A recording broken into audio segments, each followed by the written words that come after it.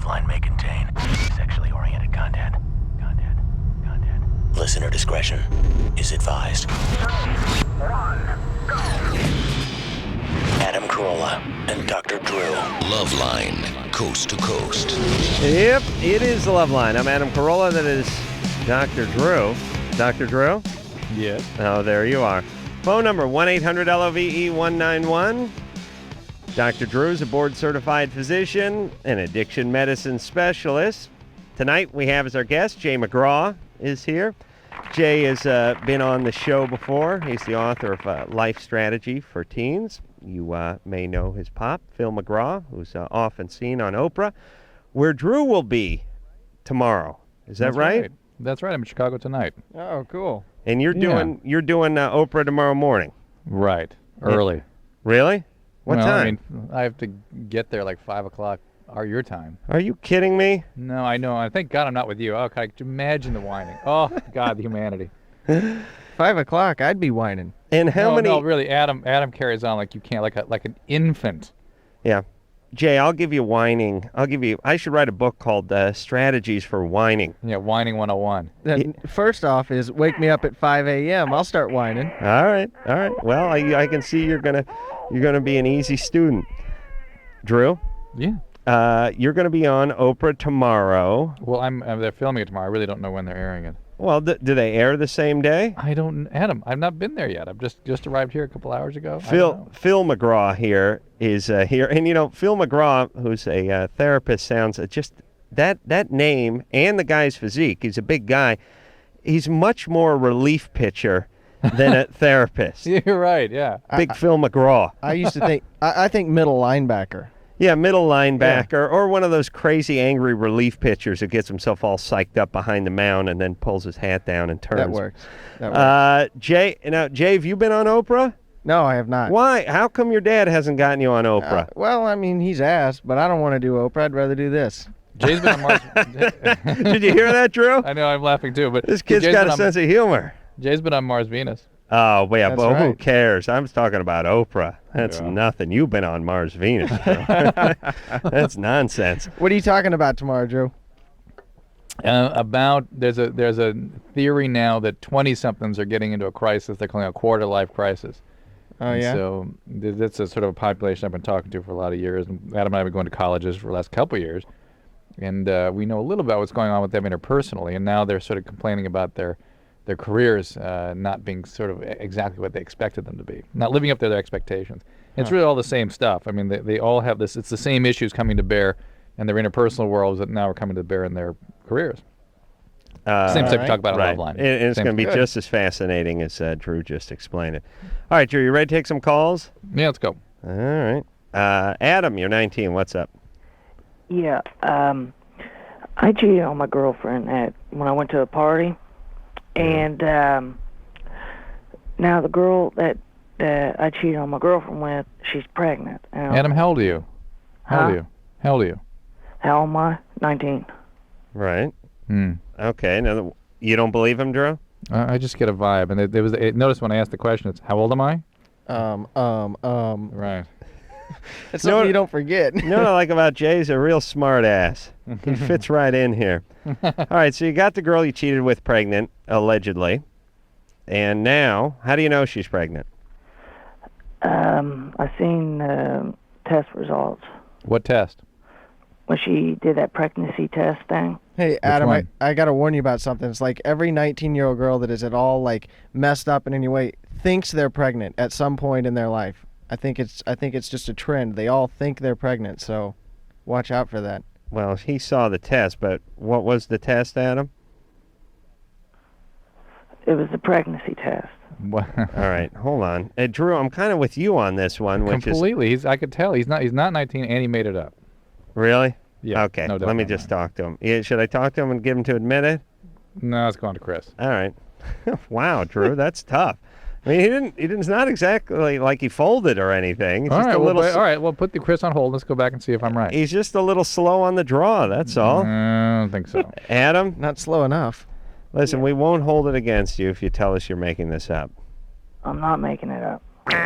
What's the girl's name you cheated with? Well, I don't know exactly what her name is. All right, all right. Look, you don't know the name of the girl you had sex with who showed you the pregnancy test? All right, I'm with lying now. Thanks, Drew. Chris, All right. Yeah, what's up, guys? you're 18. Yeah. And look, call the show and BS. I don't care. Just have your ducks in order. Go ahead, Chris. Good BS, right? I don't know the name of the girl. Jesus Christ. Go ahead, Chris. Drew, I've heard you go on, on and on about how LSD and all the bad things it can do you, but I've never heard you say anything about PCP. Yeah, I haven't talked about that much, and I don't really have an opportunity to treat too many people who use a lot of PCP. I've certainly seen my fair share over the years. And PCP, most of the problem with PCP is during the periods of use. It makes people very disorganized. It can make people depressed. It's a dissociative, so people get sort of out-of-body kind of experiences, and they can do all sorts of crazy stuff when they're under the influence. And when they stop using, often their cognition is impaired too. They just don't think clearly. But mostly, for the most part, in my experience, a lot of that, if not all of it, clears up in a few months. We're talking about angel dust, right? Yeah. And is that not in vogue anymore, Drew? It is. I have one patient that was severely addicted to it, and I wasn't even clear that it was an addictive drug per se, but this woman really, really used a lot and couldn't stop and relapsed multiple times. And, it's just not out there that much. People occasionally use it as a way of bridging into other drugs, but it's not as powerfully addictive as some of the other ones. But it is in the hallucinogenic category, so I would expect to see what we call excitotoxicity, which is these neurons dropping out as a result of being overstimulated in a certain biological way, which is what LSD does, which is what certainly speed does, and perhaps PCP does. All right. Is it a whole lot worse than LSD? I mean, will it hurt you anymore? I would say not. Ecstasy is actually quite a bit worse. All right. Okay. Well, why don't you not do it anyway, Chris? Yeah, are you choosing a drug here, Chris? No, the I pros was and cons? thinking about it, but I was thinking about jumping the gap and going on to that. You think about jumping past PCP and going straight to LSD? I've done that. Oh, okay. You know what? I'm seeing times. a lot of ketamine again now, and ketamine to me is very similar to PCP in terms of how it clinically affects people. Okay. So Special K, ketamine. Yeah. All right. Hey, Chris? Yeah. Don't do the drugs. Come on, buddy. I try not to. Okay. All right, I mean, it's not something you should be wrestling with too much at 18. Save that for the older folks. Yeah, but it's easy to get a hold of. All right. Well, Well, you know that what? makes it okay. You can get dog ass pretty easily, too. You can just go down to the park, go down on a Sunday. I like to go later in the afternoons after a lot of dogs have done their business. Yeah? Yeah. Oh, yes. It's abundant. It's virtually free. Take a little steak with you. That's right. Okay, Drew, where are we going here? We're going here. Claire? Yes. You're 15. What's up? Spit it out, Claire. I'm sorry. I was diagnosed with a venereal disease approximately 3 to 4 weeks ago. Okay. And, Which one? Which one? Genital warts. Okay. And I was wondering, I've done research on it and everything, and everywhere that I've looked, it hasn't stated if it's Hold curable on. or not. I like Drew, that. That's a nice- Jay, that's a nice I do. move. But when is the last time you did that as a speech Bleh. pattern? When you're a kid, My you're daughter does it. Yeah, it's a kid thing. Like you start spazzing out because you breathe the wrong way. Takes you a while to learn how to breathe and talk. Like when you're a kid, you go like this. You go, I had genital warts. The doctor diagnosed me, and I want to know if it's contagious to my partner because he's not wearing a condom. But if he wears a condom, should he wear a latex condom or and then once in a while you screw up, and in order to sort of wipe the slate clean, you do that blah. That was I too see. many words trying to come out all at once. Right. Blah. Okay, I so quite often. Right.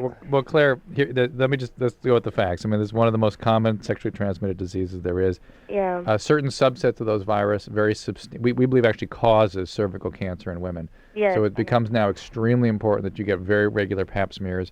It is not curable. It is treatable, and the more that you control the viruses, theoretically, the less contagious you are, although you could always be contagious even when you don't have the warts present. Okay? But in a certain percentage of cases, after about 3 to 5 years, it will go away by itself. The ones that don't go away are thought to be the ones that are most likely to cause the cervical cancers. Okay. Be that as it may, you should consider yourself contagious all the time. How did you get that at 15? Blah.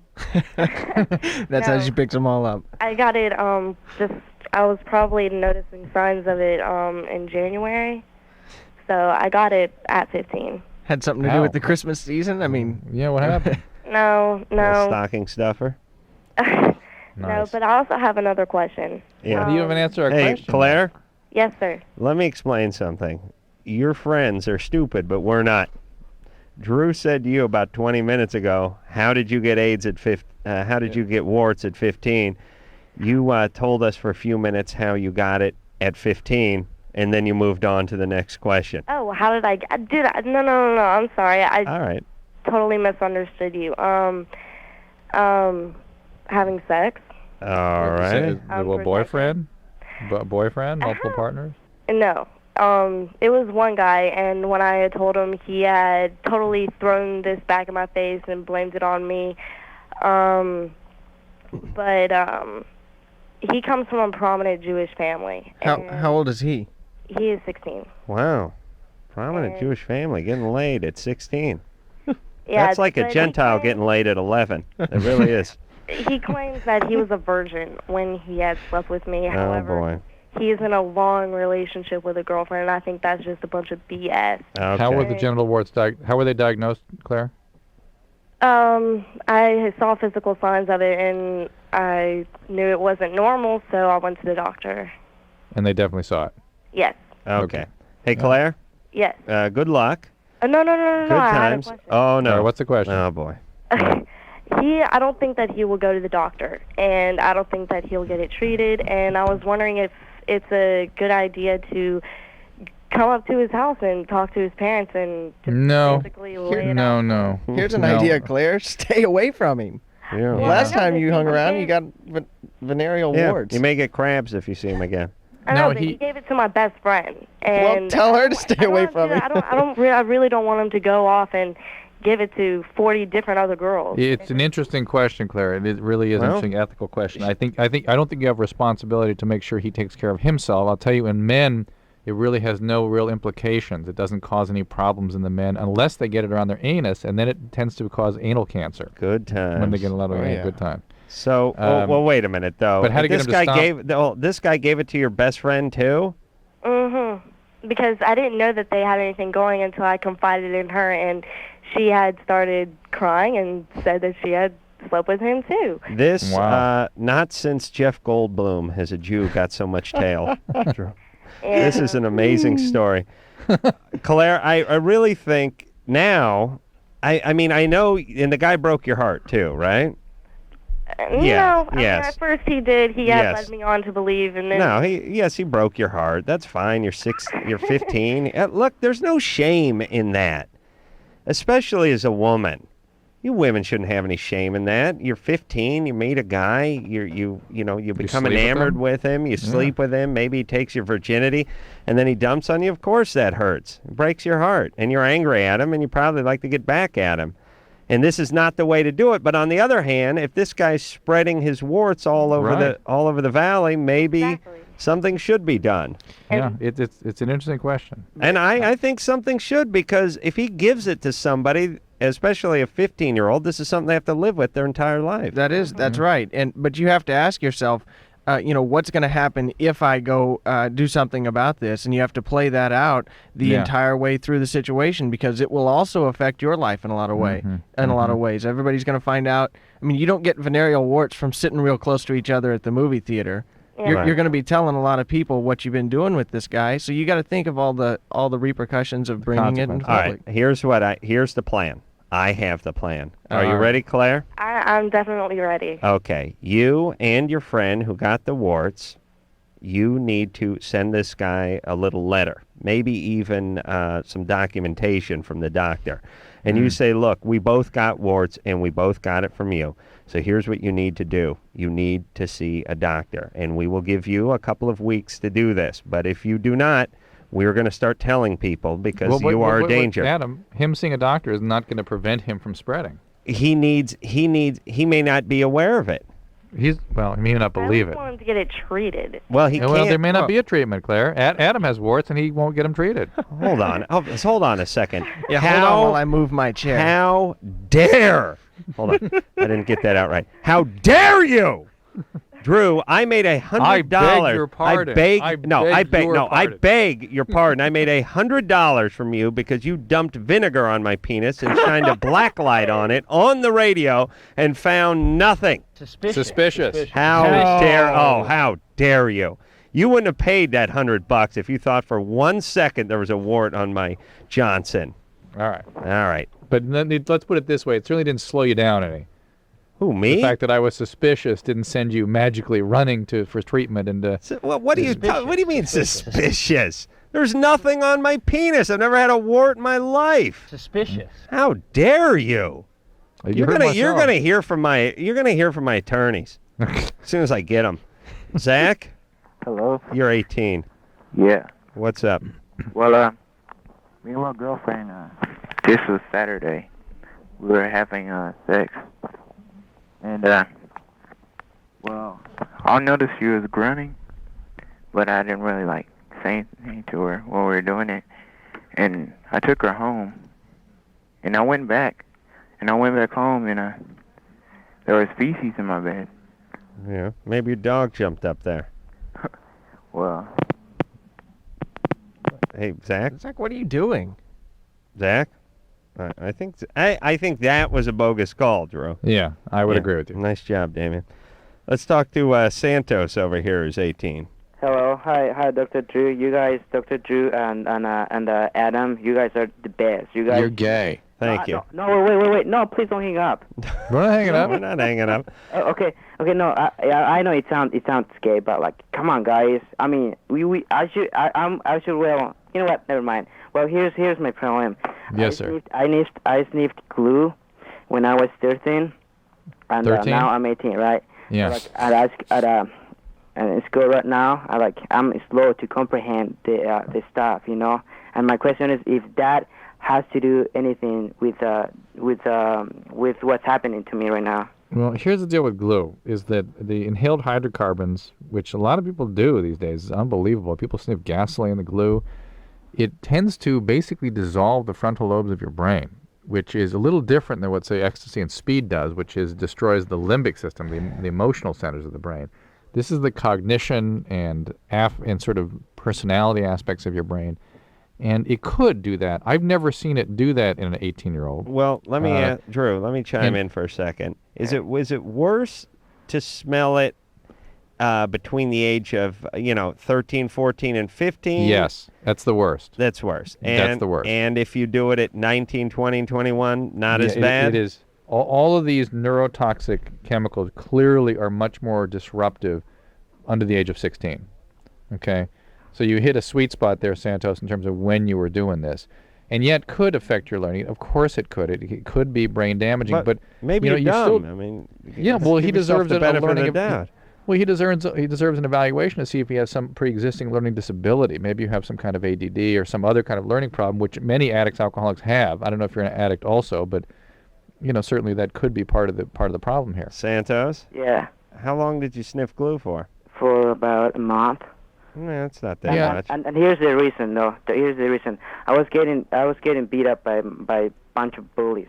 Okay. Right. I didn't have nobody to talk to, And my mom, well, she was not really. We were not like talking to each other like every day. We would, hardly talk to or like eat together like once a week or something like that. Yeah. That's why the main reason I did that. All right. One month. What kind of glue was it? Like model glue? What do you call the thing that you put to the furniture so it can like shine? Oh yeah, it's like lacquer. Varnish. Varnish, yeah. But Santos, that's the reason most people use drugs. They're trying to regulate their emotional world. They're trying to feel better, trying to escape something unpleasant. Hey, Santos, are you doing something else now? No, sir. No, I've never done pot. I've never smoked. All right. Hey, Santos. Yeah. This 1 month didn't turn you into an idiot. Believe me. And I'm sure you're not. But maybe you have some sort of learning disability. I mean, look, I was a horrible student. I couldn't memorize anything. I couldn't read. I couldn't write. It wasn't because I sniffed anything. It's just because I was stupid, Maybe you're just dumb. I mean, you got to look on the bright side. So what are you doing now? You've graduated high school? I'm graduating June 21st from Newport Harbor High. All right. From where? Newport Harbor High. Newport Harbor. Oh, okay. Okay, I knew that. Where are you? It sounded like a couple of racial slurs in there. Yeah, I was hit the button. Where you? Where do you come from originally, Santos? I came from Mexico, from a state called Michoacan, and which I should send. Okay, you have an interesting accent. Doesn't just sound like a Mexican accent. Really? Yeah, it's interesting sounding. Thanks, man. Yeah, no, all right, no problem. All right, so listen, you're bilingual, right? Yeah. Sure as hell hope you're bilingual. All right, so you speak 2 languages at 18. That's pretty good. Yes, sir. Yeah, a lot of guys can't do that. Forget the dumb stuff. Just work the accent. Yeah, meet some chicks. And hey, like when I smoked, when I sniffed that, and I would like sniff it hard till I would get Right. dizzy. Okay, but how about? Are you going to go to junior college? I'm gonna go to OCC. It's a community college in Orange County. All right, listen. Don't waste your time there. Go to work. Get a job. What? Get a job. What do you want to do with your life? Well, I'm planning to go to OCC for about 2 years and then join the army after that. All right, why don't you join the army right now? Oh, I can't. You don't need that junior college. Why not? It's not going to do you any good. You're just going to waste 2 years, and then you'll go join the army.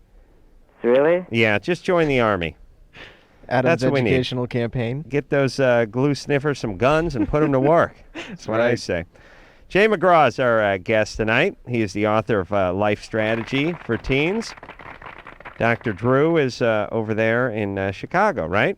Mm-hmm. Q101 Studios. Right, they have Adam, they moved to the second floor of this merchandise mart, and they have beautiful new studios. Beautiful facility, beautiful people. Boy. Yeah.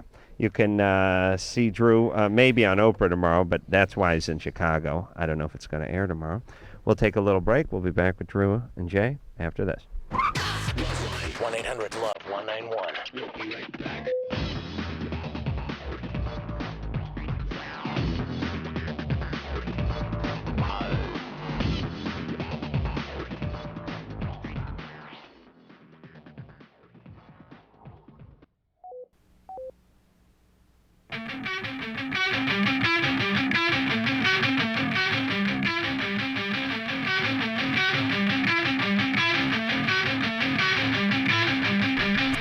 Hey, everybody, it's LoveLine. I'm Adam Carolla. That is Dr. Drew. He is over in Chicago tonight. In studios, Jay McGraw. Jay is the author of Life Strategy for Teens. You've seen Jay's famous father on Oprah just about, seems like every day I turn on Oprah. And Jay's dad is there, Phil McGraw. And speaking of Oprah, Drew is going to be doing Oprah tomorrow. Yes, Right. Drew? Yes, Adam. Fantabulous. All right, so we're going to hop back to the phones. Sure. Gina, Yes, you're 32. indeed. What's up? My menstrual cycle started becoming irregular after a couple months on Prozac, and I wanted to ask Drew if there was any correlation. Sure, all the antidepressant medicines can screw up your period. No doubt about it. Have you ever had irregular cycles before? No. Okay. What's the dose of Prozac you're on? I started on 20 and then went to 40. Did the periods become more irregular then? At 40? It's, yeah, I mean, it's kind of hard to say because it was sort of like right as I was transitioning to the 40, that's when I noticed that it just started to go on for a really long time, and it was thin, and, you know. Okay. All right. Well, that's not uncommon at all. Okay, because they didn't mention that as a potential side effect, and I was just... Yeah, it's not a typical thing, but it's not uncommon. How's that Prozac treating you? You know, I wasn't initially impressed with, you know, the effects. I was just like, oh, is this all it does? And then I kind of thought, okay, well, now this is helping more. You can focus on what you're doing, and, you know, you can pay attention so that you can get done what you need to get done. Out of curiosity, did a general doctor prescribe that for you, or did a psychiatrist? I don't know if he's a psychologist or a psychiatrist. I'm really not sure. But it was a mental health professional. Mm-hmm. Okay. Well, it would have been a psychiatrist, right? Yeah, it has to be a psychiatrist. That. Yeah, I suppose. Yes, you're right. Yeah. All right, Okay, Jim. sweet pants. Mm-hmm. Good luck. Good times. I'll try some of that Prozac. Yeah, Mike, no kidding. Oh, my God. You ready? what would it do? Well, would make you'd be less hostile and aggressive. Well, Stop the whining. hold on, the Jack. irritability, Adam. The irritability. the It's driving me. It's driving me insane. Well, you get 2,000 miles away and your nuts get the size of Idaho. Wait till you get back in the studio and I take you apart. Now listen, you accuse me of having warts on my pepe. Of course I'm going to lash out against you. 'Cause, I have to side with Adam on that Yes, one. Yes, my penis are like my children. Suspicious. Suspicious. $100 out of that cheap half-Jew bastard Drew, and he would have never paid me if there was anything on there that looked like a wart. Mike, Yeah, hey. you're 15. What's up? Oh, well, I have a question. Well, like, first of all, Adam, you are like my god. Thank you. Scary. Man. He's not a god, he's just a man. All right. Love the sound effects. Wasn't the Living End supposed to be on there? Tonight? No, not tonight. One of those nights? The Living End? No. No? Hi, this is Chris from The Living End, and you're listening to LoveLine with Adam Carolla and Dr. Drew. Don't touch that dial. Yeah, 2 weeks ago? Oh, I missed it. I was, like, talking to him after the show at the Fillmore. Yeah. And I missed it, I guess. All right, buddy. A little behind the times. There you go. So, what's up? Well, I have a girlfriend, right? And I really want to break up with her, but her dad kind of creeps me out. Like, he bought me a present. I don't know why. I really, I did the whole thing like, I can't accept this kind of thing. But And then you took it and ran. Right. yeah, What was it? Yeah, but I really, really don't want it. And it was a lacrosse stick, and like I want to break up with her. Yeah. How should I go about doing this? And like we had oral sex, and she like said if I ever broke up with her, she'd spread a rumor around like school like I had a small crotch. Very nice. Nice girl. Is this I was wondering how I should go like about. Is this an Italian family you're dating? And Mike, it's always best Probably. to be. Though, listen, always best to be very direct, very honest, and very swift. You just let her know that things have changed and you don't want to date anymore. You don't want a girlfriend, or whatever you're feeling. Oh, then lay that BS down where you need some time to, you need some time. You got to regroup. You want to reflect. You're 15. You're not a kid anymore. I need to think about this. Right. Well, yeah. Jay's the closest to all this. What do you say? What do you say to someone? Well, I agree with you, Drew. You have to put your foot down and say, I'm not trying to be mean to you. I'm not trying to hurt your feelings. But I'm not interested in this anymore. I'm out of here. I'll see you around. You have to realize that if she's bluffing to spread the rumor, it's most likely a bluff. Wouldn't you agree, Drew? Yeah. Oh, Well, yeah. she's obviously she's a vengeful person, and she's going to react however she reacts. But you don't want to stay in a relationship out of fear of her retribution. That's ridiculous. But also, people never do it like the way Jay's describing it. They get into the BS that Adam's talking about, and then the other person goes, "Okay, would you like 2 weeks, 3 weeks?" And then they become clingy and they develop these elaborate ideas about how it's going to work out. And You're right, It's Drew. not fair. Not fair. That's exactly right, and it's not fair to yourself either, because if you string her along and lay down the BS and everything, then she's going to be more mad at you when you finally do say, see you later, I'm out of here. And she's going to be more prone, if she is going to spread rumors around you, she's going to spread more if you string her along, and then 6 months from now tell her, see you later. So go ahead and do it. I mean, if that's what you want to do, you need to do that. Do you have a small penis, Mike? No. All right. Well, I don't want to toot my own horn, but What? toot. Well, why when she can toot it? All right, Mike. Good times. He's fine. Listen, kids, they bounce right back at that age. And what are you Get going right to do? over it. Keep dating her for the next 50 years just because you're afraid she's going to tell everyone you got a small Johnson? Or you're going to hurt her. Dad It's bought more- her a lacrosse mallet stick. That's kind of bizarre. Mm-hmm. Kelly, Yes. you're 17. What's up? Well, I got married when I was 16, and now I'm going through a divorce. I have a 14-month-old daughter, and I have a new boyfriend who is 21, and she calls him Daddy. Should I let that go on? Hey, Kelly, Huh. are you using a speakerphone? No, I'm not. My phone's airy. Very. Can you, It's not the only thing in the room. Are you right up on it? Yeah. Okay. Jesus Christ. All right. Married at 16, divorced at 17, 14-month-old, new boyfriend. Mhm. Now, the guy's 21. Yes. Okay, because you're lucky our line is bad. Otherwise, we'd really dig into what's going on here. Well, here's the one question. How old were you, Kelly, when your dad left? When my dad's still married to my mom. Really? Yes. What? Doesn't fit. Alcoholic? No. What happened? Something happened. I went against my parents' wishes. Did they physically abuse you in some way? They didn't. No? Nope. Well, maybe you're just... I was raised very, very well. All right, you're just a bad person. It happens. I'm proud of you. You're able to act for yourself. Well, let's think, none of this influence. How do you think you would feel as a young, very young child to attach to someone as dad and then have him disappear? She never had a chance to attach him. No, but I'm talking about the boyfriend. I mean, think about that. If you're going to keep this guy around for 12 years, great. Let her call him dad. It's fantastic. But if he's not going to be around, you shouldn't even have introduced him to her. That's frankly. exactly right. You got to create some sort of a stable environment for the kid, and if stable is no man at all, then that's a whole lot better than some new guy every 2 weeks that she calls daddy. You gotta create a stable environment, and once you know it's somebody that you may stick with, then you can introduce him. Mm-hmm. All right. Keep him away from her. Even though he lives with me. Oh my God, Kelly, what happened? Wait a minute. Make him stay on one end of the trailer. Jesus Christ. Adam, we dig at her a little bit. Something went on with her upbringing. Okay. No, I had a very, very good upbringing. Do you have an eating disorder? Huh? Do you have an eating disorder? No, I don't. Older brothers? I have 2 older brothers, an older sister, and a younger brother. What are they all doing? I haven't seen my sister since I was 3, my oldest brother since I was 1. And, Why? They were out of state. My parents. Why? My dad was married before he married my mom and got a divorce. My oldest brother and my sister are half brothers and sisters. All right, so it's starting to look a little less rosy, right?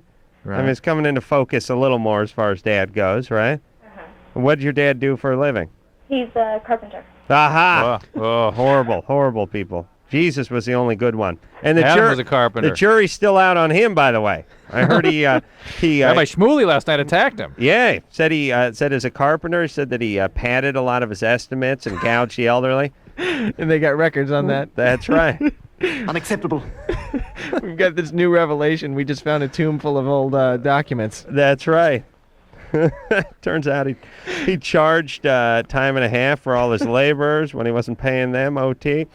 All right. Hey, Kelly. All right, baby. Well, they do live in Idaho, so that may just explain everything. Nothing else to do. What does this guy do, this 21-year-old guy? He works for my dad, actually. No. He's a carpenter, right? Yeah. He's not a roofer, is he? They do roofing. Oh, baby. Roofing, tile. Okay. So bad, baby. Laminate. Okay. Here's what Laminate. Laminate work? Yeah. Oh, boy. He does countertops and stuff like that? Yeah. Good times. I've done a lot of that. Look. Yeah, that speaks for itself, Adam.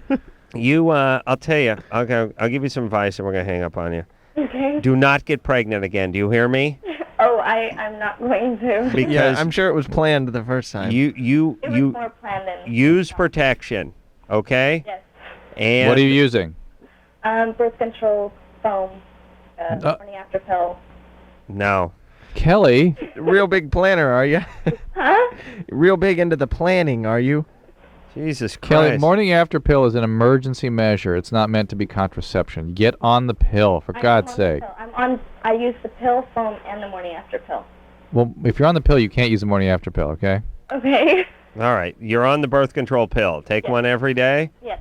All right. You take care of that kid, and if the guy's a good guy, he gets to stay in the trailer, all right? Okay. All right, and for Christmas, if he's still around, you get him a laminate trimmer. It's a very small router. High RPMs, works nice for laminate work, okay? Okay. Doesn't have to use the big half horsepower job. All right, baby. Good times.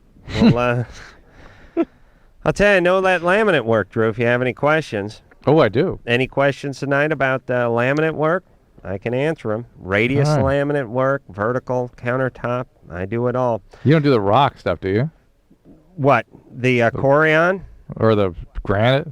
Well, no, that's not laminate work. Well, Why do you have to undermine me?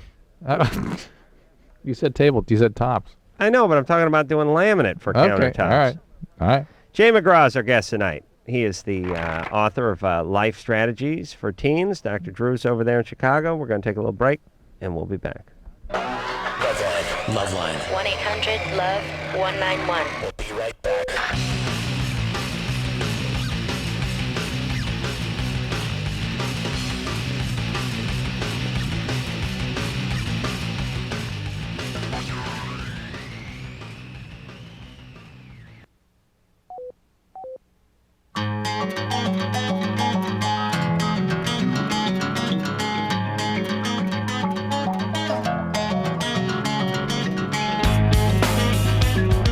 Hey, everybody. It's LoveLine. I'm Adam Carolla. That is Dr. Drew. Dr. Drew is in Chicago tonight because he is doing Oprah tomorrow, which is quite a coup. Congratulations, Drew. Whoa. Is that Adam? Yes, it was. Yes, Oh my God. that's a big Thank deal. You. Oh, thank you. But even though you said it would, you told me that the set on that day would happen to look like the album cover of the, what was it, Sgt. Pepper Beatles album. Drew, you really know how to deliver a punchline, buddy. Yeah, not nice. That was magic. Save some of that magic for the show tomorrow. No, I will. Yes, there will be at least as many people up on stage as there are in the audience tomorrow, if I know Drew's career. But Drew, if you are on that stage with anything less than 10 people, You'll be impressed. I say kudos to Drew. Jay McGraw is our guest tonight. He's the author of Life Strategies for Teens. And speaking of Oprah, and how did your dad, and by the way, Phil McGraw, Jay's dad, was in here tonight, Drew. Stopped by momentarily. The guys went to a Lakers game tonight. Oh, my God. You go to that game? Yeah. It's too bad they lost. Yeah. Wow. Yeah, I'm kind of glad they lost. Yeah, it was a good game. Great game. I like to see a good series, and Yeah. I figure this is the only way it's going to be a good series. I figure they could get down 0-2, the Lakers, that is, and it would still then be a great series. Yeah, I hate to end the streak, though, the winning streak. Yeah, and you got to figure you weren't at any of those games where they won, were you? No, this is the first game I've been to. Right. So what I'm saying is you show up at a game. I know. And they lose. I'm not going back. You got to figure that's more than a coincidence. Yeah. Gee, I'm so proud. How did your father, Phil, and I'm sure you've been asked this 1,000 times, but I don't know what the answer is, get connected with Oprah and get on that show? Well, my dad has a litigation company in Dallas that we do work for big trials. When somebody's getting sued, they say, I want to practice this before I go in. I want to see what's going to happen. And so that's how they got introduced. Oprah, I don't know if you remember, she got sued for Mad Cow. Yeah, right. in Amarillo. And so she and my dad got hooked up there and got to know each other real well. And she said, you know, you've helped me a lot going into this. Write some of this down so people can understand what's going on, how to take advantage of their life. And so he wrote the original Life Strategies, which is based on these 10 life laws that basically dictate what's going on in your life. And I translated that into Life Strategies for Teens. But anyhow, he went on the show talking about that, and it stuck. And so he's been doing it, it's like 4 years now, and he's on every Tuesday. So it really feels like he's on more than that, because every time I turn that goddamn Oprah on, there's the bald man chewing someone out. There is Sheriff Phil, chewing on someone's ear. Georgiana? Yeah. You're 22? Mm-hmm. What's up? Okay, first of all, Dr. Drew, you are very sexy. And Drew. Adam, you're cool. Ow! Okay, every time, a few days after I get done having sex, I have extremely sharp pains in my vagina and my right nipple all the time. Interesting. And, I mean, it's so sharp that, like, I can't even move for a few seconds. Well, the vagina I think we can explain, but what about the right nipple? Is your boyfriend left-handed? Is he twisting on you? Well, you know, it occurs sometimes when I don't have sex, you know, sometimes, but most of the time it occurs a few days after I have sex. You know what's interesting is that women release a hormone, and men do too, but women react to it differently, called oxytocin, that causes contraction of the uterus and of the nipples, of the breast. When a woman has just had a child and she feels hears a baby cry, her uterus will contract, the milk will drop or actually leak out, and sex tends to initiate that same kind of a biological reaction.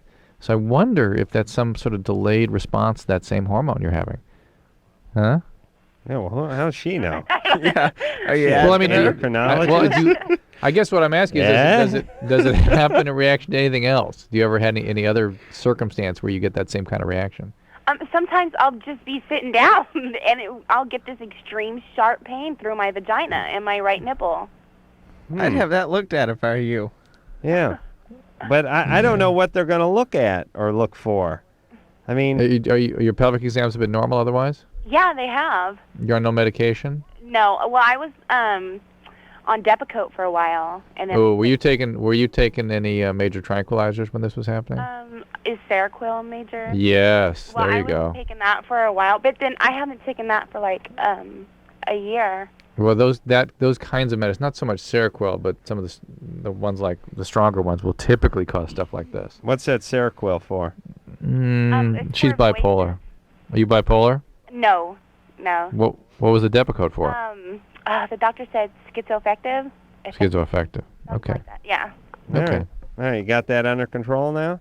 Yeah, I'm in therapy. All right. Good. Well, listen, I mean, like, women are a little nutty anyway. She doesn't sound schizoaffective. No, she really doesn't. Good therapist. Maybe she's seeing Dr. Phil. Let's talk to the other personality. Maybe that one does. Yeah, that'll probably be nuttier. Maria? Yeah. You're 26? Yes. So we didn't help that last caller at all. Well, Jay said get looked into. I agree with that. Maria, what's up? Well, we had talked about a threesome before, me and my boyfriend. Actually, ex-boyfriend now, but...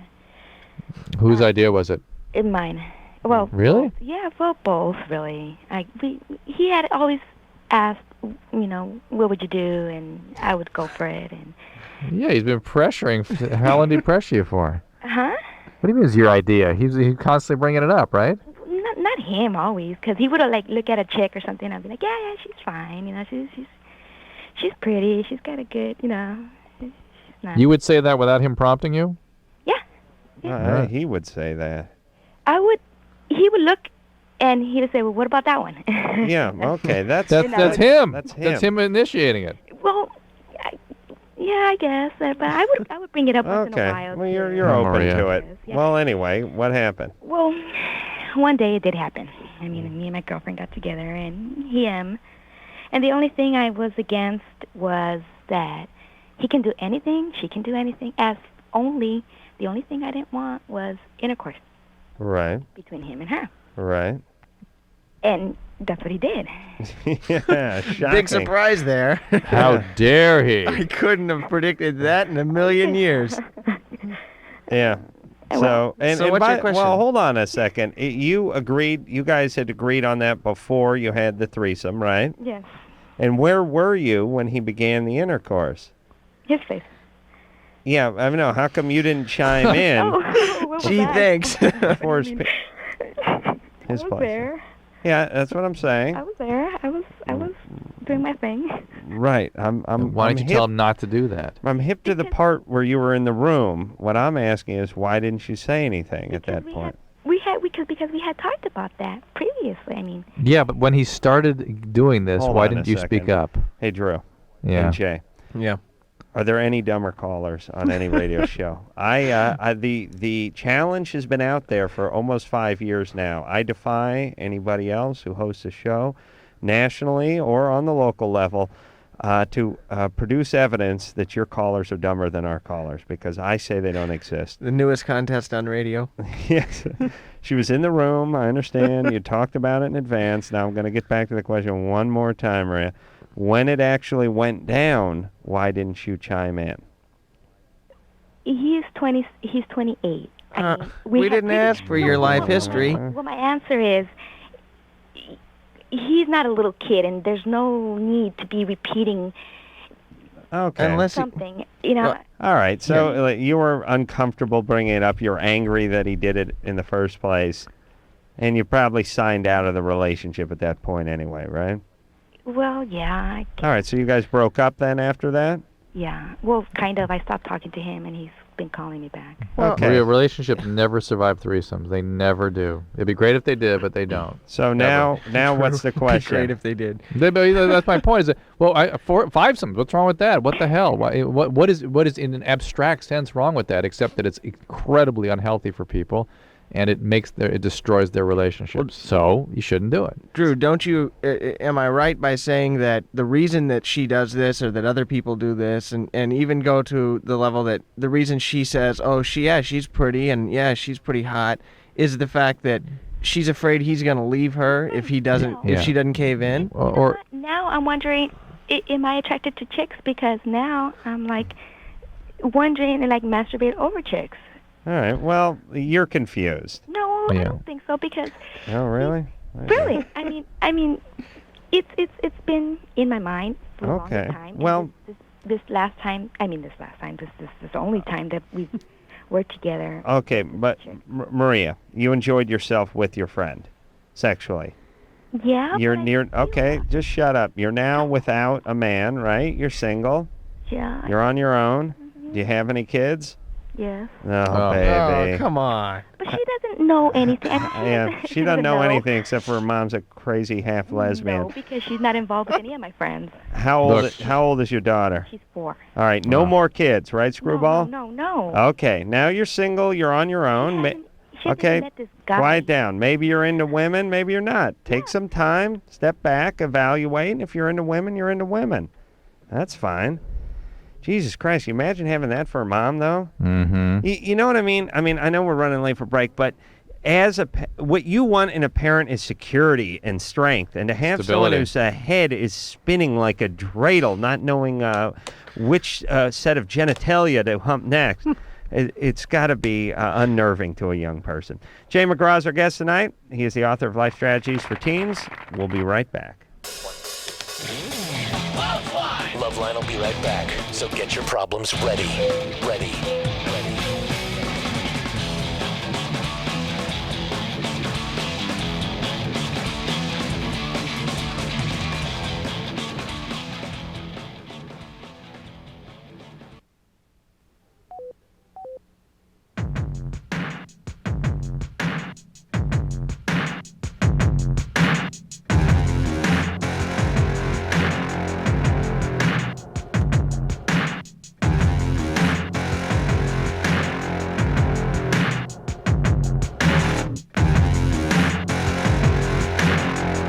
Yep, LoveLine, everybody. I'm Adam Carolla.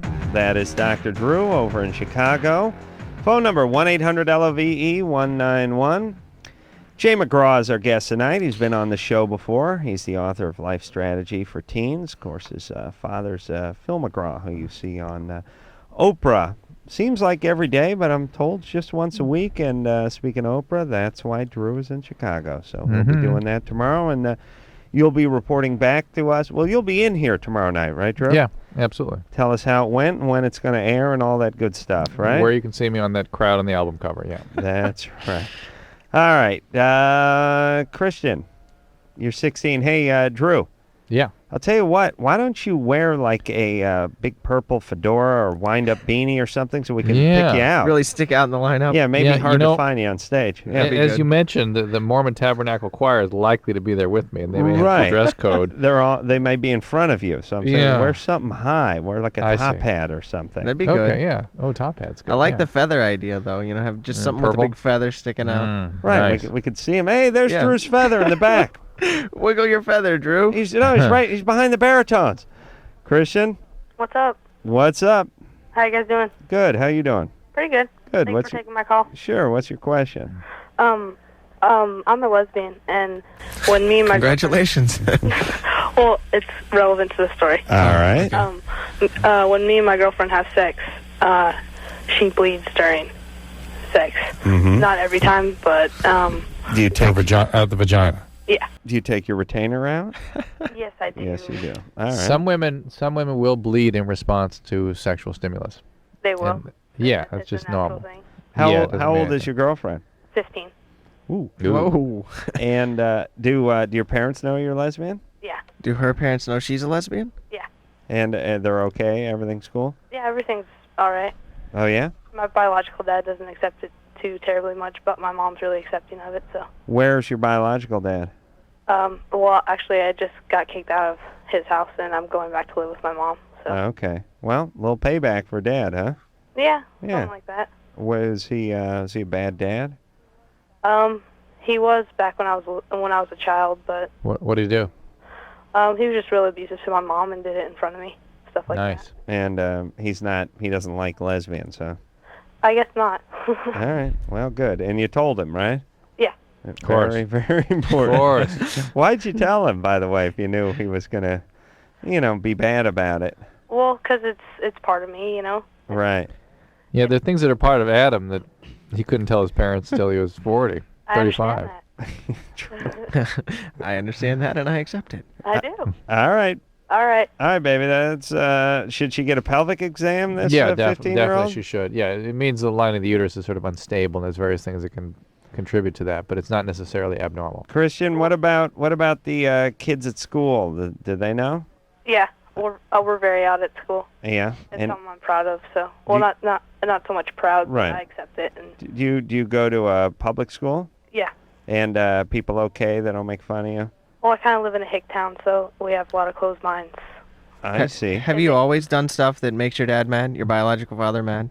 Oh yeah, he never accepted it. No, Right. but No. have you always done stuff? I mean, have you drugs, drink, skip school? Have you always done something that's making your dad mad? Pretty much. He's pretty fed up with me. Okay. So now you've turned to lesbianism.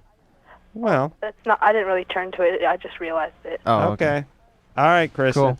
All right. Take care of yourself, baby. Thanks for taking my call. Good times. Yeah, it's not. I'm not so convinced that it has much that the lesbian choice is so much to do with dad. But the Right. thing always is an FU to dad is they have to announce it at Thanksgiving. Yeah, exactly. Yeah, you wonder. You do have to believe, and I don't want to take anything away from our vast lesbian listenership, but you do have to believe that a lot of people. Okay, let's put it this way. Kristen, who just called, if she loved her dad very much, right? I believe she would still be a lesbian, but I believe she would be confused at age 16 and would probably stumble onto it more in her first or second year of college. I would think so.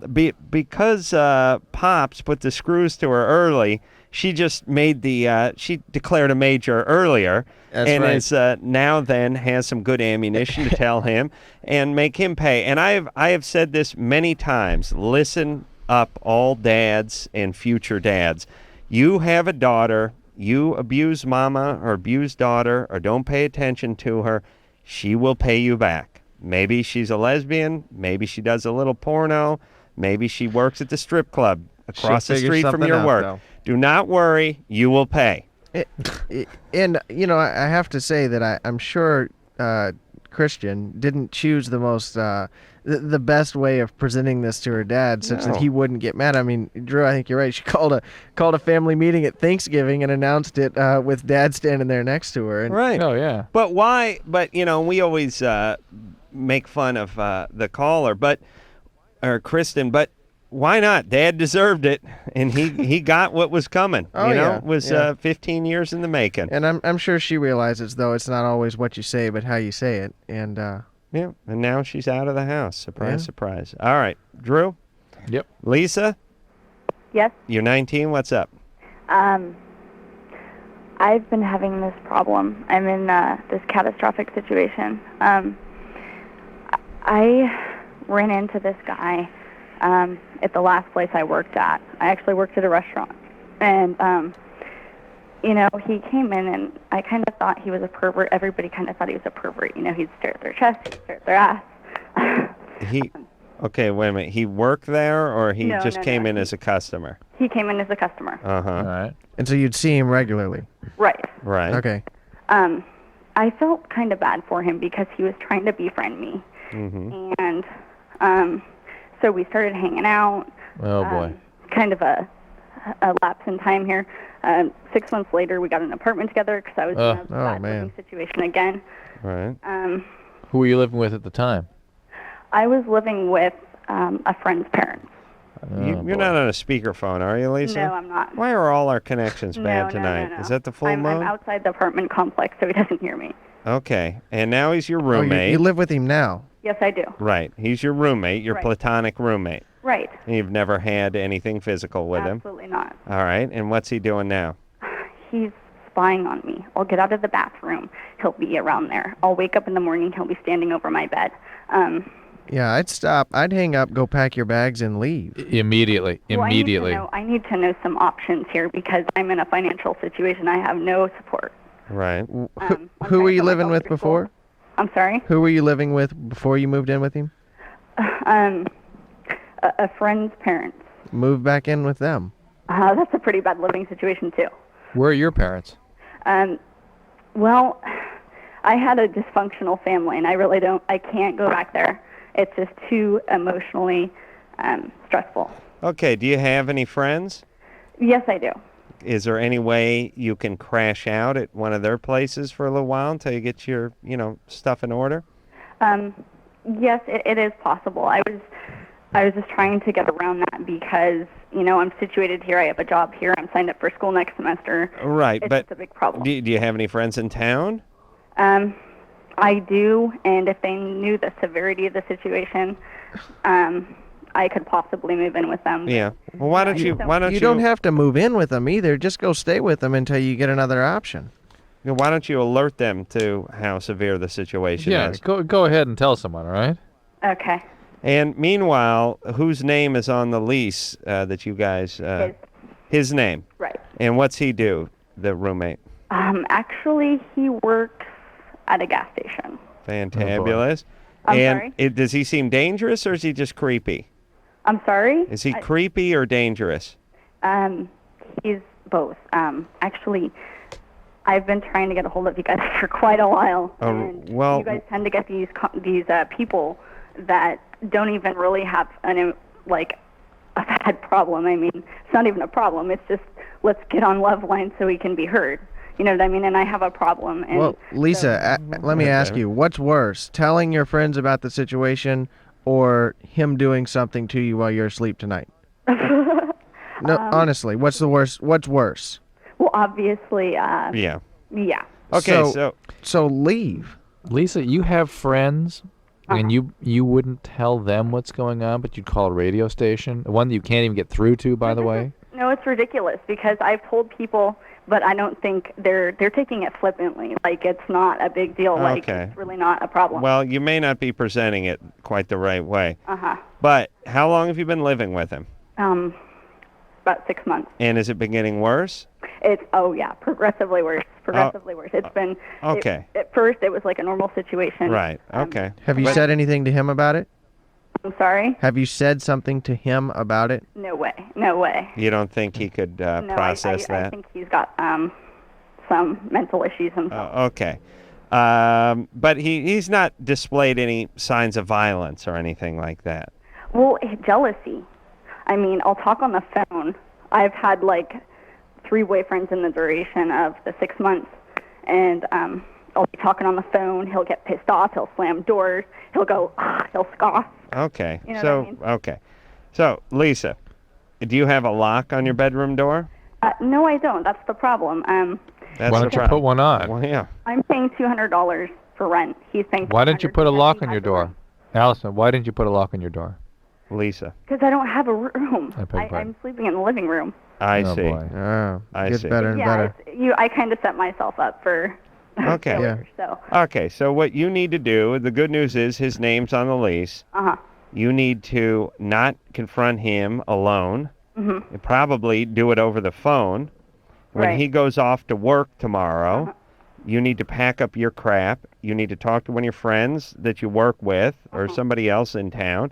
Tell them you need to crash out on their sofa for a week or 2 until you can get up on your feet and slip out of there like a thief in the night, except for it's during the day.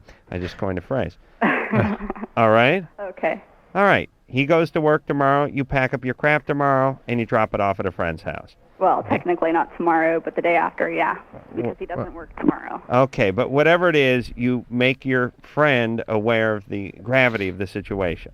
And Adam's right. Don't confront him by yourself because you've let it get too far. I mean, had you stopped it in the beginning and said, "Look, this is unacceptable. Right. Get the hell away from me. I'm coming out of the bathroom or I'm going to sleep or whatever and leave me alone," then that's a different situation. But now that it's escalated, you need to not confront him. You need to get out of there and do something different. Yeah, and do it via the telephone. Or maybe not at all. You know what I'm saying? Yeah. All right, Drew, what are you distracted with over there? Nothing. All right, buddy. That's just it. Well, that whole call was sort of distracting. It's Kinda like, creepy? I was bothered by the way she was handling it more than anything. Well, she'd obviously been victimized in the past by Yes. her dysfunctional Oh, yes. family. Oh, boy. And she hooked up with a guy who was a little unstable, and she felt sympathy for him, where most of us would have just walked on the other side of the street. She took the guy in and struck up a relationship with Yeah, him. she not only befriended him but moved in with him. Right. But then she's so paralyzed she couldn't even think of a plan of how to deal with this. She had to call us. Yeah. She didn't. It hadn't even occurred to her. Yeah, that but she could. She wasn't listen. even clear she should move out. Yeah, but if you got drunken stepdad beating on you your whole life, that's where your head is at. There you go. Yeah. Jude, Yeah. you're 19. What's up? First, just let me say, Adam, Dr. Drew, you guys are kind of my heroes. Jay, my dad reads your dad's books. Oh, good for your dad. Anyway, here's the deal. All right, I went out with this girl for like a year and a half. She went off to college. We still went out a little bit, then broke it off, right? Year passes by. She's back in town. We get back together, right? Fire reignited, all that good stuff. All right, so we didn't have sex when we went out the first time, and this time we're both a little more experienced, and we had sex one time, right? And this has just been like last week. And since the first time we had sex, of course I wanted to do it again, but my penis didn't want to. Mm-hmm. And so, like, 3 times Is that right? tried. And No, not all right. What about your balls? Where do they stand on this? Have you talked to your balls? The balls have consulted the penis. Yeah, they're angry. Wondering what's going on. Come on, man, get up. No. Yeah.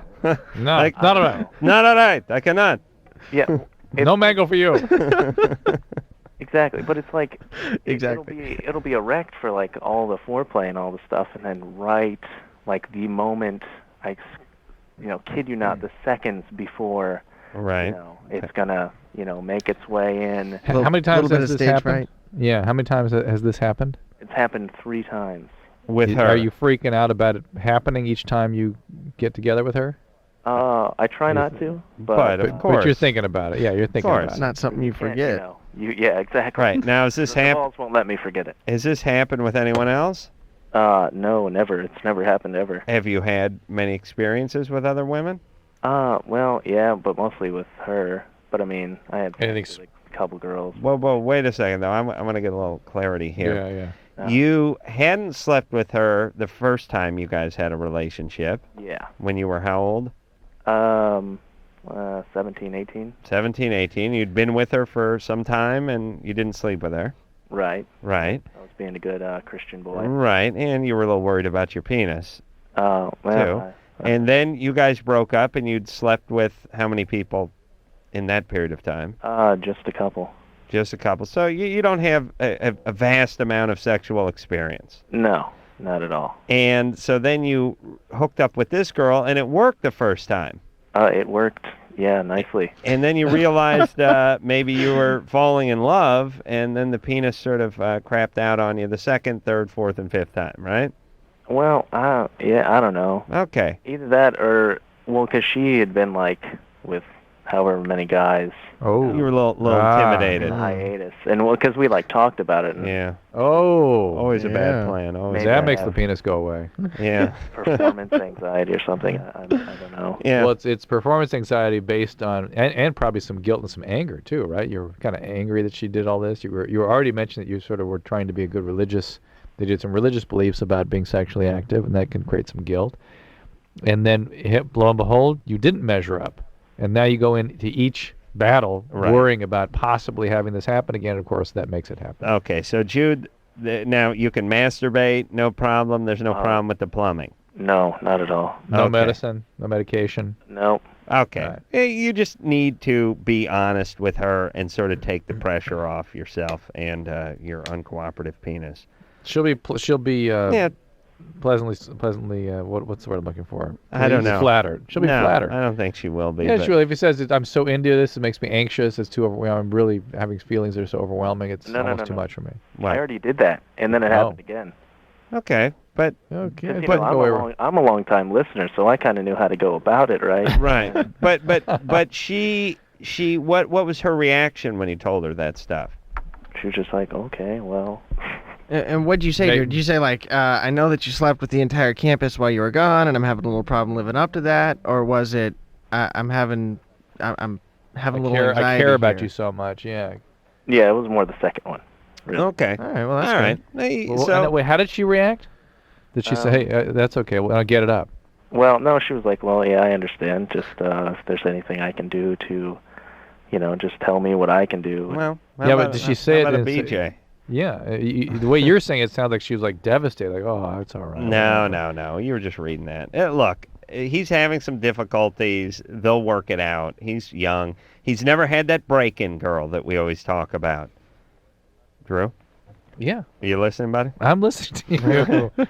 Yeah, that's your time to go, oh, yes, you're right, Mr. Corolla. You're always right, Mr. Corolla. Jay, do you know what a break-in girl is? I'm sorry, I've missed that one. Go ahead, Adam. Tell Jay what a break-in girl is. Guys need this because, let's face it, we need to perform sexually, whereas women need to just be there.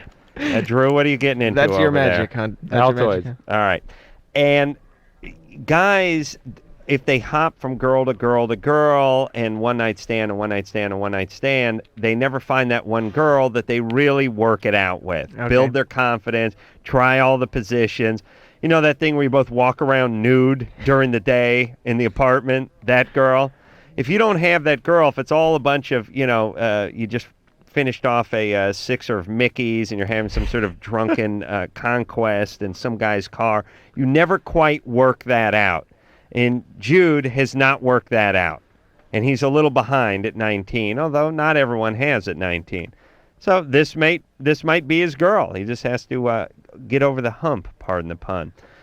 Just take it slow and work it out. An It's extensive fine. run in the minor leagues to work out his game. Then get to the show. Drew, who do you got there? You ready to take a break? You want to do this? Drew, you got to pee or eat or what's going on? No, because the one I'm going to take is going to take some time here. So go ahead. Well, all right. Now I have to pay. Yeah. Laura? Yeah. You're 25? Uh-huh. You're saying your question or comment is upset on how we brush off real life crises? Yeah, I guess that sums it up. What is it? I don't know. I love your show. I listen to it a lot. I think that you do a great service, but I feel like when people call in with really serious issues, I always am expecting that Dr. Drew or somebody will say, let's put you on a hold. I'll have an assistant give you a list of phone numbers you can call. Right. Or things like that. I'm rather concerned at this point for the woman who just called in. Yeah, me I too. feel like she wasn't really given much advice except sort of like, well, I feel like you sort of treated her like her friend. Tell us what we told her. Well, I think you said, get a lock on the door. Well, it sounds like she can't afford a lock. Well, that's not. That's all right. But well, actually, that's not what we told her. Then she said she didn't. She slept in the living room. And what then, I'm saying is, it sounds like she's in an emergency situation. Then what did we tell her? That isn't really. There's not really time to discuss it. She needs to get with some sort of, emergency number, something to call. There must be some relief agencies. Well, why use an emergency number and a relief agency when she can just go over to her friend's house with her suitcase until she finds a new roommate who's somewhat normal and can live there safely? What I'm thinking safely? is going on is that nobody's really taking it seriously, and the problem is stuff like this. That's how it evolves. Is that nobody quite takes it seriously until, there's a body or a rape or whatever. Well, what happened to you? Uh-oh. Hold on a second, Laura. Because nobody calls this show with a problem with our advice unless something horrible happened to them, and then it just becomes a big cathartic experience.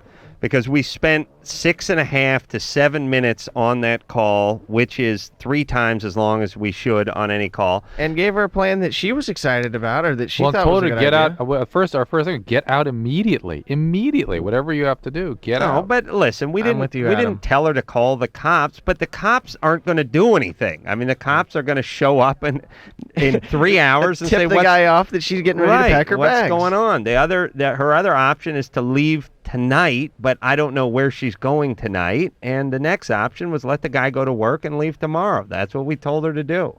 I mean, she's been under the guy's roof for 6 months without any incident. That's right. So it sounded like pretty safe that she'd make it for another 8 hours. We're going to take a break, and then we'll get to the bottom of Laura after this. LoveLine will be right back. So get your problems ready. Ready.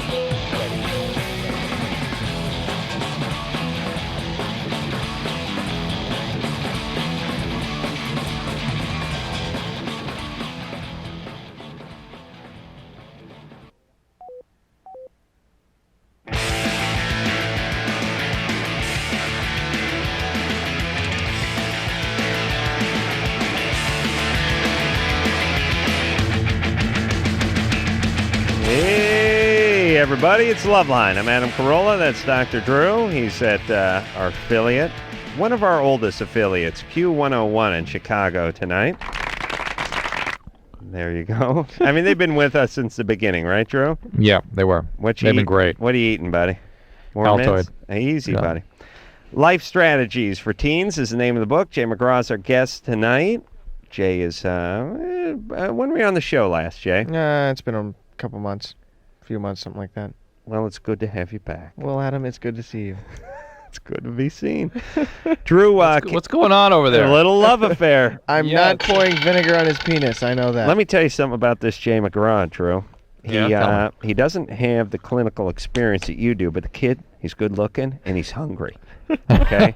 He reminds me of a young you, Drew. He really does. He reminds me of you when you were in your mid-20s. You had the eye of the tiger. Before I lost the will to live? That's right. That's right, before your marriage. So things have been working out pretty good. We've done a little talking, a little soul-searching. Are you guys going to do a show together? Nothing I want to talk about over the air. We'll just... Here's all I'm saying, Drew. When you come back tomorrow, we need to talk, okay? We'll just turn your talk. keys. Yeah. Is there anything worse than that part of life when someone tells you we need to talk, but it won't be now? Whether it's like, gee, thanks. Could you not have just waited till it was time to talk? Yes, I would have talked at the time you needed to talk. I didn't need to talk about talking in the future. It starts off with the parents, like where your dad would leave for work and he'd go, by the way, when I come back, we need to talk. Yeah, That's where it starts. And then it dovetails into relationships, which is, I can't talk now when you're talking to the girlfriend at work. Right. Okay, yeah. That's pretty crazy over here. We need to talk. But we need to talk tonight. That's bad. And then eventually it gets into the workplace where the boss says, I'm in the middle of something here, but swing by the office before you leave. Definitely don't leave without talking to me. And all you do is your guts just turn in knots for the whole day. So, Drew? Yeah. We're going to need to talk tomorrow. Oh, no. We have to talk now. No, we'll talk tomorrow. No, Adam, what is it? What is it? Hey, I know you have something in your mind. I think it could be good. It could be good for you, potentially. Okay? Man, when you talk like that, man, I don't even know you. Okay, buddy. Who do you got to talk to? We were talking to Laura, remember? Oh, that's right. Oh, good. Laura? Yeah. Yes, you're 25. So Laura called, and she had some constructive criticism of the show, and that's fine. And by the way, for my money, we don't take enough of these calls. Anybody has a problem with the show or something I said or something Drew didn't say, you can go ahead and call us up, and we're always free to have a little debate over the air. You can Laura, you can rag on me for a while, too. Call and chew Jay a new one, too. That's right. Laura didn't like the way we handled the call that we had a few calls back where the girl had a freaky roommate. We basically told her to pack up and leave, but we did not tell her to call the cops or leave that night. It didn't seem like a dangerous situation. We didn't want to agitate things, and I don't know realistically what phone number we could have given her.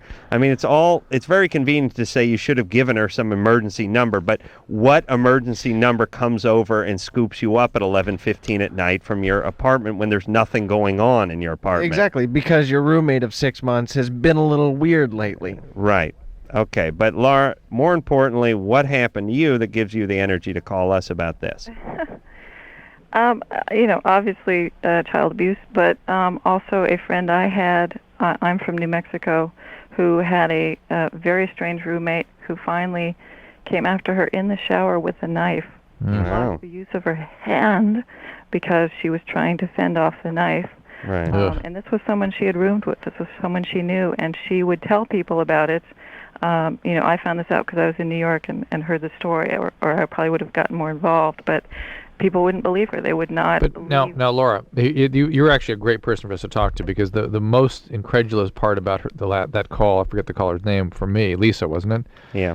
Was what you're talking about now, which is that the way these women tolerate these incredibly bizarre, inappropriate, poor boundary roommates, and why it doesn't occur to them that they need to make a change or how to change it. Well, that's unfortunately, this is what I'm calling in about. That's unfortunately the problem. Obviously, there is a dysfunctionality with the person, or they wouldn't be attracting it. But what is the point is, what's happening is there is a certain point where all they're doing is asking for help, and right now we can't even discuss the logistics of what she needs to do to see the shrink or whatever. We just need to get her away. And my feeling was not so much that you gave her wrong advice, and I will fax it into you. You can call it Laura's list, a list of numbers that just really freaked out women or men too, because it happens to men too, can call at the last minute to at least, if nothing else, the police will generally not do anything until after the blood has been shed. Sure. There are organizations that can at least offer some advice, offer shelters. Laura, you're right, and in fact, I've put a list of those numbers in my book because I agree with you. I think it's an important thing to do, but people have to realize that it's not always our fault, and I'm not passing blame out to people who are victims of horrible situations, but it's the same with parents whose children are rebelling. You know, they go do something, and the parent says, don't do that again, and the kid walks off, and they just stand there. You know, when somebody comes to you and says, I'm in a tough situation here and I feel like I'm in danger, if the person you tell that to walks off and that's the last person you got to talk to, it's now your responsibility to say, no, stop and wait and listen to me because I need to talk to someone because I am in danger and I got to do something about it. We can't pass the blame out. Except that the kind of women who are involved in these situations do not have any self-esteem. They do not have any belief in themselves. But Laura, help me. What does that feel like? What is it? Help me comprehend what that place is. To be in, let's just take Lisa's situation with this incredibly weird, intrusive, disturbing guy, and not think, I got to get out of here. What are you thinking? Well, I'm just very curious. I want to know more about how that person thinks. From my standpoint, when you are abused, particularly sexually, which may not be the case with her, but when probably you're abused at a young age, which she probably was, you are not believed. You are not believed at all. So you learn not to tell anybody because. If you tell anybody, they look at you like you're insane. No, listen, hold on. You're deflecting that. That is untrue. People don't believe you. I mean, we sit around. I went through it personally. Mom doesn't believe mother me. Look, Mom doesn't believe that's your mom. That's your mom. My mother took me to the hospital for a strange infection down below that, as near as I could tell, could only have been transmitted sexually. But she does not believe me. That's your mom. Let me tell you the problem Everyone here, Laura. is not your mom. Everyone becomes mom. That is not people. That is your screwed up family system, which caused the abuse in the first place. Who aren't believing her. No. That's what I'm saying. It's just no. She is not presenting it in the right way. It's not that they don't believe her. We people don't though, Adam. That's what I'm trying to say, and that's why is that? If you could just give her a list of people who know how to professionally handle that type of person and know how to at least get her out of harm's way. A battered women's shelter, something where she just has a place to park that's not. That's outside of the system, and then we can deal with It's got to be hard for Laura to talk about this. I mean, you're not going to get satisfaction, I don't think. Well, I'm Drew, satisfied with my paycheck. Drew, I think that part of the answer to your question, and I'm sure you know this, is that anytime somebody does something on a repetitive basis, that they do it over and over again, they have some reason for doing it. And if she's not telling someone about it, there's got to be a reason. And maybe it's that she feels like she won't be believed, or maybe she feels like there's going to be a danger to the situation. And those people that are in that situation have to ask themselves, what's the worst that could happen? If I tell someone and they don't believe me, they just don't believe me. If I don't tell someone and I'm injured or I'm abused, is that worse? And my opinion is yes. All right, we have to move on. I do agree with Laura, though, that these people are not heard oftentimes. Yeah. John, I mean, but it's not because people don't believe them. It's because they don't have the ability because of their abuse. But then you see what happens. You see what also happens, Adam. Laura, we're hearing her and getting alarmed about it. We're telling her to get the hell out of there right away. And what Laura hears is, you guys didn't hear her. Right. Exactly. Nobody's going to hear that. Right. If your parents don't hear you, no one hears you. John? Right. Hey, guys. Adam, the other night you were talking about party pals, and you talked about improv troops. And I'm involved in improv and on an improv team, so I wondered if you had a history with improv or any funny stories and stuff or whatever. No, nothing funny ever happened. That's for goddamn sure. But, I started off in L.A. with the Groundlings, although I was booted out of that organization at a fairly young age, and that was not funny. And then I got up with a group called the Acme Theater, and I did that for a while, but I wasn't really that good at it. How many years did you do that? Truth. How many years? I probably have 7-8 years of improvisational training under my belt, and it is never made a penny at it. But not a bad place to cut your teeth and build a foundation. John, you're 15. You're already getting involved with it. You're way ahead of the game. All right, thanks. You got no problems. Good times, buddy. And remember, Who, what, and where, and not only that, but. Do you see what I'm saying? Yep. And we'll do a quick improv game. You ready? Okay. All right. I'm too tired. I can't do that. All right. Come on, I want to see it. We all want to hear it. No, here's what I'm. You do Senor Wences. Here's what no. You can't do it over the radio. But here's what I'm saying to John about good improv. If some guy says, "Don't I know you from high school?" You say yes, and not only do I know you from high school, we were on the football team together. That's right. Yes, and don't do what all those other people did to me and what Drew does every night, which is, huh? What are you talking about? No.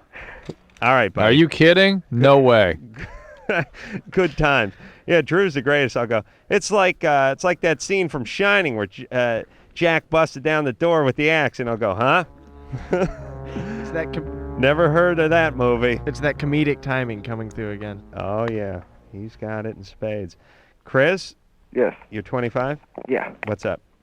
Well, I'm just trying to figure out how I can tell my best friend of 6 years that I have more feelings for him.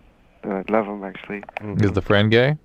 No, actually, I think he's more straight because he does have a girlfriend. I believe I'd keep that to myself. Adam, speaking of timing here, this is more than we have time to do right at the moment. No, it isn't. Yeah, I want to get into this with him a little bit. No, I don't want to get into it that much. Chris, the guy's straight, right? But we have done things. You fooled around with him? Then he's not straight. You've lured him over to the brown side? Interesting. Okay, well, hold on, Chris. Now we do have to get into this. What base have you gotten to with him? Well, I've given him BJ's, and he's Then he's definitely not straight. And he's held still, or what has he done to you? Doggy style, I guess. Oh, really? My God. Whoa. Then he's definitely not straight. So did he break your hymen? All right, Chris, hang on. Now we got something to get into. Hey, Drew. Yeah. Please, with the Altoids into the goddamn microphone. Please. Come on. We're going to break in 8 seconds. You can't? You got it? All right. We'll be back. Hello? Is this LoveLine? Call 1-800-LOVE-191. Adam and Dr. Drew will be right back.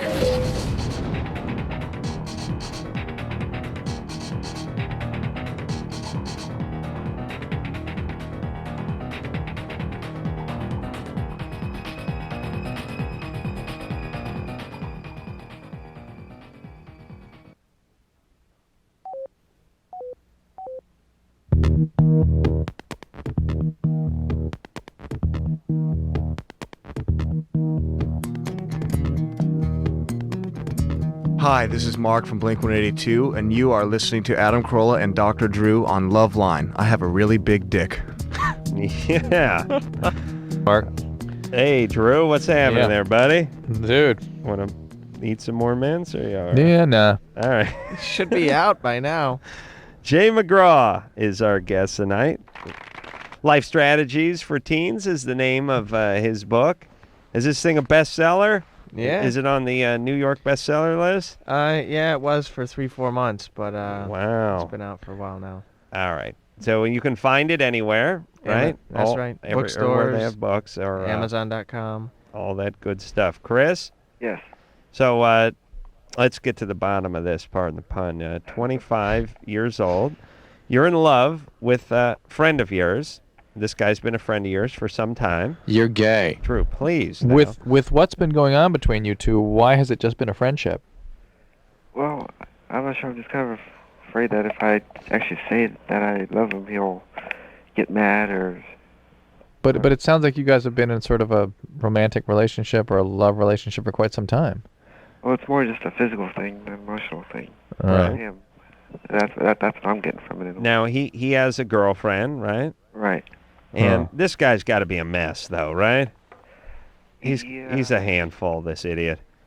I mean, do you really want to get in with this guy? I mean, he's bi, he's confused, he's screwy. I've had everybody, leave me behind, and I don't want to do that to him.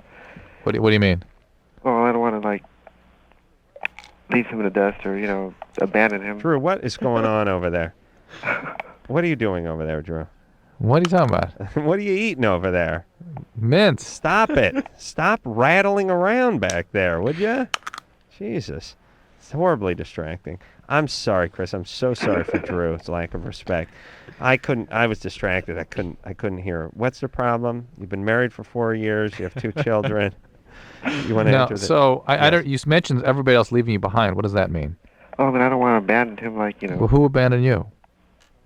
Well, basically everybody. I'm just all alone with me in this world, I guess. Okay. What's up with you? I mean, you're very depressed, right, Chris? Yeah. Let's forget about this guy for a second. Let's talk about you. Do you work? Yeah. Do you like your job? Yeah, it's a good job. Yeah. Only thing I can actually say got going for me. Do you have friends? No, I kind of just stay up in my room all day. You have a roommate? No. Where do you live? I got my own apartment. And what's up? I mean, have you ever tried to treat your depression? Are you on any medications? You ever seen a therapist? No, I've always heard, you know, everyone says, you know, they take the pills and you got to take it for the rest of their lives and stuff, and it doesn't really cure anything, just helps it temporary. How about consulting a therapist and, you know, getting out and living your life a little bit? And by the way, nothing could be more further from the truth about what you're saying about depression. And even Chris. if it is, it's better than sitting around depressed And all misery- the time, misery, up in your yeah. room, worried about everything in the world. Listen, 1 out of 5 people die of depression. Okay, is that a better outcome Well, they than kill taking themselves. medication? They kill themselves. Right. 1 out of 5 of depressed people. And yes, indeed, 50% of people that have major depression will have a relapse, but treatment with antidepressants for 6 months will usually cause the depressions, often cause to go into remission. Okay, so don't focus on this guy and his ass so much, and get some help, get some therapy, and get the I really hell out wonder- there and join life. I really wonder, he didn't describe really what the nature of his relationship was with this guy. I really wonder what this was, some sort of service agreement they had. You know what I mean? Yeah, I know this guy's a piece of work, though. I mean, The the other guy guy. he's lusting after. Oh, yes. absolutely. And you don't have to, it's not like an extreme where you either like tell this guy you're in love with him and spend the rest of your life together, or completely abandon him. Right. And he's under the fantasy that if this guy loved him back, everything would magically be better. It'd be Right, better yeah. for 2 weeks, and then you'd climb back into that hole you You'd be call an depressed apartment, together, and you'd yeah. be depressed. Right. Christine? Oh, hello? Hello, you're 22. What's up? Well, I have a 1.5-year-old baby, and I know, you know, sex life is usually, you know, lacking immediately afterwards, but she's a 1.5 years, and I have no libido. I have nothing. Even if I try to have sex when I'm not feeling anything, I can't. Are you Huh? are you still breastfeeding? Yes. You are still breastfeeding? Yes. Are you on any medications at all? Only Depo-Provera. Well, the Depo-Provera shuts your sex drive down like crazy. So Really? That's probably that's probably what's doing it. That's the most common and just most disturbing side effect that people get from that medication, in my experience. Are you married? Yes. Yeah, and is your husband freaking out? He's been pretty understanding, but, I mean, it's gone down to, like, once every couple of months. Yeah. And every time we attempt it, you know, either she wakes up or I physically can't, even if I'm, you know, interested and excited. When you say she wakes up, you talking about your vagina? No, I mean Carrie, the I baby. see.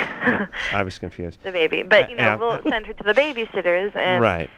you know, so that we have the house all to ourselves, be all romantic and have a nice evening. And Who's we? Who's we? my husband and I. Why don't you toss him a BJ every once in a while?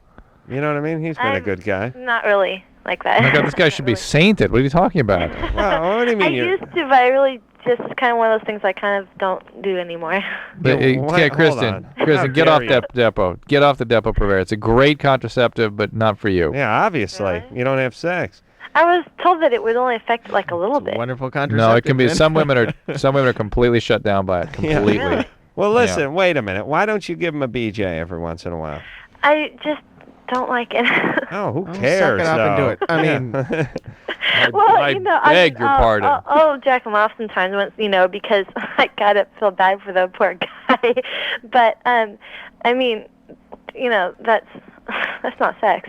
Well, I understand. Are you angry with him for anything? No. He's been great about this whole thing. Yeah, he's been really sweet about Sainthood. it. And he hasn't Sainthood. affected me at all. Yes. Not in the slightest. He's been real sweetheart.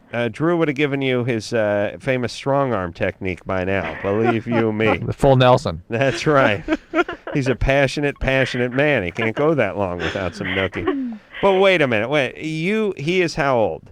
22. The guy's a young man. And sexually, boy, for a male, you may not be feeling it as a female at 22, but for a male it's 22. I mean, Jay, how old are you? 21. 21. Oh. Jay was humping my leg during the last break. He's out of his mind over He here. just thought he liked him. Yeah, so don't worry. I'll plug the book. Well, that's also the problem is if I don't feel like it, that's one thing, but I know that he can't go a couple months. All right, that's not healthy. toss him a BJ every once in a while. For Christ's sake, you women on your in your big ivory towers over there. Well, I'm not in the mood. Well, I don't like it. Well, I'm not a prostitute. Look. You don't like it. Let's just substitute BJ for back rub. Your man is working 2 jobs. He's working hard. He's out in the sun. He comes home, his back's sore. You're plotzing around the house all day. Give him a little back rub. That's what it is. This guy deserves it. This guy's been very understanding. Jesus Christ. You know what? The problem with women is they're so attached to sex. It's like if they're not in the right mood and they have sex, it makes them a prostitute. No, makes you a good wife. And I know we don't. I'm not going to win any popularity contest for saying this, but the guy's been a great guy. Why not? It's that big a deal? You've done it before. Adam's soliciting for dates right now. Thank you very much. All right, we'll take a break. Drew? Yeah. You want to say hi to Carrie with the Tourette's and the OCD real fast? Carrie? Yeah? Question? Yeah. What's the difference between Tourette's and compulsive disorder? Obsessive compulsive disorder is Tourette's is a very specific syndrome where people have sort of sounds and twitches and words sometimes they emit without any ability to screen them out or contain them. Well, I think Like that. I saw one on the street, and Well- there was like a Mexican nearby. Well, that'll He was do like, it. Oh, Carrie, my thanks a God. lot, Carrie. All right, but OCD is obsessive. Screw her. All right. All right, we'll be back. Hello. This is Bye. Radio. LoveLine will be right back.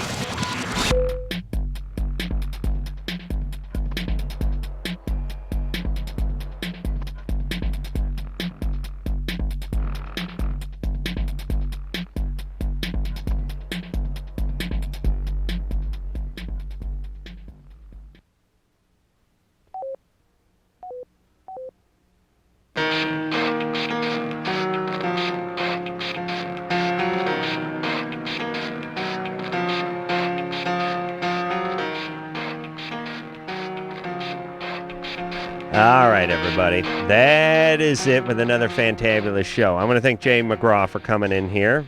I'm going to thank Adam Carolla for having me in here.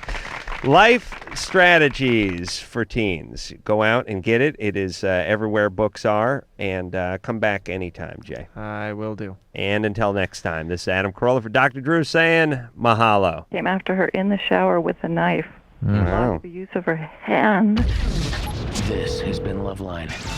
The opinions expressed on this show are not necessarily those of the staff, management, sponsors, or this station. The producer for LoveLine is Ann Wilkins Ingold. LoveLine is a presentation of Westwood One Entertainment.